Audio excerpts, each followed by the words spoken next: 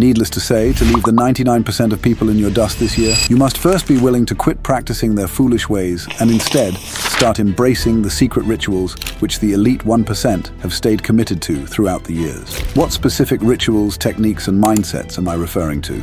Well, before we jump to that, remember what they say about the first step to success often being good listening skills. That said, listen to the bitter end of this video, alright? Do that, and within only a handful of minutes, you'll have learned about all 8 of those top 1% skills. If adopted and applied, these skills will most certainly allow you to shed your commoner skin this year. Without further ado, let's get kicking.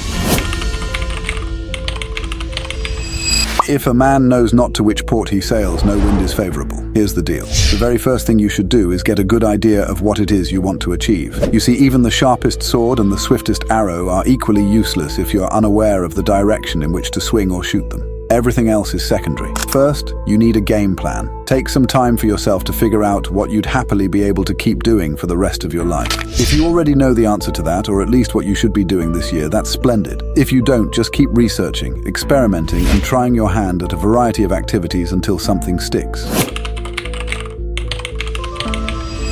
The wise organize, the fool never tries to follow the advice until finally blood tears he cries, his eyes having no choice but to follow the sun unexpectedly rise on his own inevitable demise. Knowing your general direction alone is useless unless you're able to consistently plan and organize your goals to get there. What's important to stay mindful of is that there are 2 kinds of planning and organization: short-term and long-term. Short-term planning refers to your day-to-day goals and is best practiced with simple applications, such as a to-do list and a basic calendar. On the flip side, as the name implies, long-term planning refers to goals that lie at least 3 months ahead, all the way up to 5 or even 10 years or more. Here's what to do. Write down in crystal clear detail everything that, if realistically accomplished this year, would make it your most productive year yet. If you're into simplicity like I am, you'd appreciate using just Google Docs for jotting down everything from A to Z regarding your long-term plans to outdo 99% of the competition this year. I've been following the same practice for over 3 years and lovingly call my plan Operation Butterfly, since I'm hoping to transform from a dust-crawling caterpillar to a butterfly that's able to take flight and touch the mighty heavens someday. Feel free to name your plan the exact same or something else, such as Operation 1%, etc.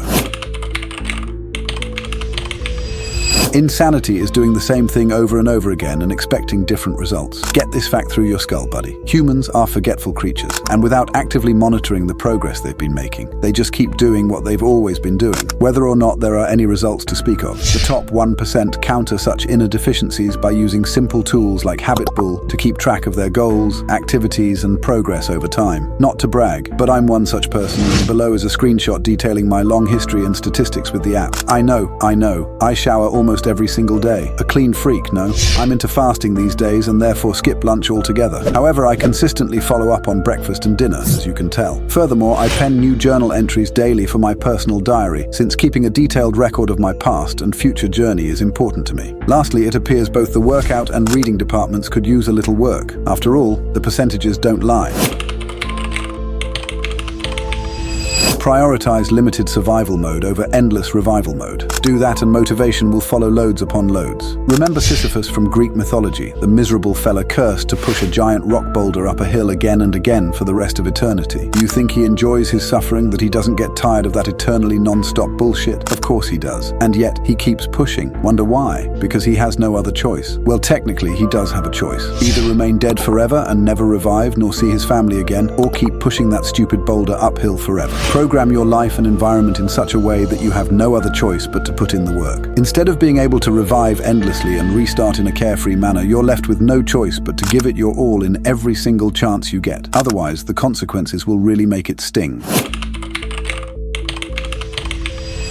Minimize the outside noise, for that alone is how your inner self and creativity are ever able to witness the sunrise. Time to take a leaf from Ayanokoji Kiyotaka's book, the genius protagonist from the anime classroom of the elite. Kiyotaka's winning-obsessed father threw his son into a max performance facility when he was just a little kid. They call it the White Room, a place where everything's white, from the students' and instructors' uniforms to the furniture, walls, and floor tiles. The point of the whole ordeal is to mercilessly eliminate any distractions from the environment, so that the participants of the White Room, future genius geniuses like Ayano Koji himself could learn, study, and work without being distracted. Needless to say, if leaving 99% of the masses behind in your dust is your goal this year, you cannot, and I repeat, surely cannot do so unless you heartlessly eradicate anything and everything that serves as a source of distraction away from your goals. This applies not just to your physical work or study environment, but also to your habits and your circle. Common negative examples include endless romance, non-stop binging of anime and Netflix, and hanging out with friends 24/7 in a counterproductive manner. To that end, I'd recommend using the Forest app, and note this is merely a personal recommendation, nothing of the sponsorship sort. Back to the topic, the Forest app is similar to old-school Pomodoro applications in that it allows you to divide work into short sessions of focused outbursts. However, it's even better since a new virtual tree gets planted in your digital forest every time you begin a new work session of, let's say, 30 minutes. If you stay focused, the tree grows healthily and successfully. However, if you sneak off to any other apps except for the ones necessary for work, your precious tree withers away and dies. Honestly, I became hooked on the app only about a week ago, and that decision has been one of the highlights of this past week, given how productive I've become. After all, who has the heart to let such precious trees rot and die just because they didn't have the guts or commitment to stay focused on work for roughly half an hour, huh? Also, I love listening to the peaceful in-app background music, like the sound of rainfall and chirping birds. I'm sure you'll fall in love with them as soon as you give it a try.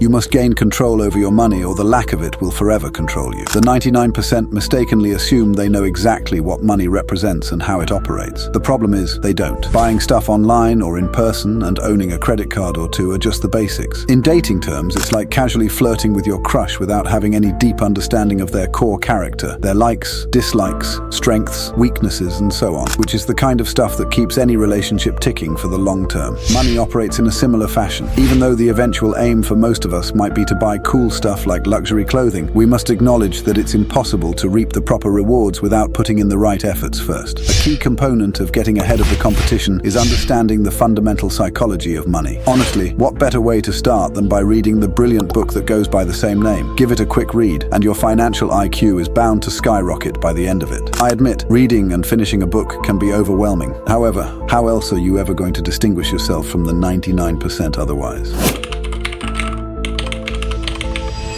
Producers endlessly profit, consumers endlessly deposit. Let's take the shepherd boy Jack as an example for a moment. Jack is in charge of a herd of about 99 sheep. These simple-minded sheep just mindlessly run about all day, either getting fat by chewing on grass or flirting and gossiping among themselves. Jack indulges in these activities too, of course. He consumes meals 3 times a day to stay healthy and might have love interests of his own. However, that's where the similarities end between him and the 99 sheep. Besides eating and resting, Jack actively manages his herd and trains his shepherd dog throughout the day. While all his hard work is deserving of praise, what truly sets him apart as a successful man compared to the 99 sheep is what he does next. Jack is resourceful and has a fruitful collaboration with the local butcher. His part of the deal is to sell a number of his excellent sheep to the butcher in exchange for fair payment every month. So while the sheep just keep eating grass, Jack keeps selling them as end products and steadily becomes wealthy. I know. They're not really buying the grass, of course. It's merely a metaphorical example. Flash forward 10 years and absolutely nothing has changed in the sheep's lifestyle. However, Jack is no longer the person he used to be. He's still a young man in his early 30s, but thanks to his hard work over the past decade, he now owns an entire farmhouse and some real estate. He also owns a bunch of horses, since he's very fond of horse riding, and was lucky enough to marry a good woman with decent looks, whose father gave him his precious daughter's hand because Jack is so capable and charming. Basically, while the sheep are still leading their usual life, eating, resting, and reproducing 365 days a year, Jack is different. He put in the work that the sheep never did and is now living his dream life in a way his herd of 99 sheep never will.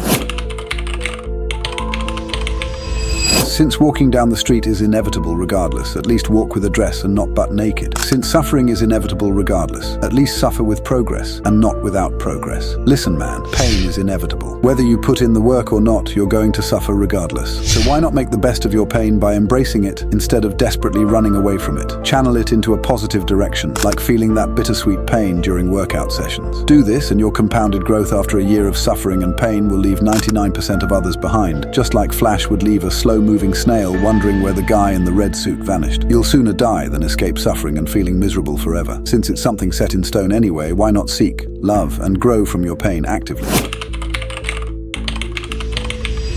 Needless to say, none of what I mentioned is easy to accomplish, I'll admit that much. But then again, there's a reason the 99% of us belong to that category. and not to the 1% group, right? So get your priorities straight. Follow and adopt these steps, techniques, and mindsets as fervently as you can. In time, the majority will be left wondering where you vanished all of a sudden, and whether you've perhaps quit the race entirely. They'll be stupidly unaware that while they've only walked an average distance from the starting position, you've long since finished the race and moved on to your next challenge. Anyways, it's time to wrap up this video. Do hit those like and subscribe buttons if you're truly dedicated to personal growth and earning your spot in the 1% club this year.